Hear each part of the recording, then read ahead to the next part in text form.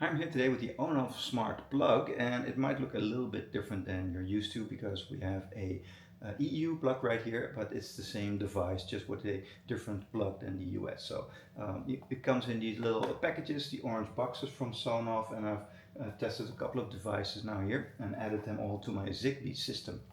So in order to add this, you need the eWeLink app, where you can add all of these devices and other eWeLink app supported devices as well. That's what Sonoff uses. So it's very easy. You can just add these and then scan the QR code, and you're good to go. Now, the cool thing with this one is you can turn that on and off with the within the app. So you can turn on and off the power even when you're not at home because it works through the internet with Zigbee, and you can just plug in your device and then have that turn on and off with this smart little plug. So very nice, very easy to set up, especially if you have other Sonoff products as well. But even if you don't and you're just starting to get into this Zigbee system, the eWeLink app is quite intuitive and very easy to use. You can just easily add your devices there. So very nice, really recommend.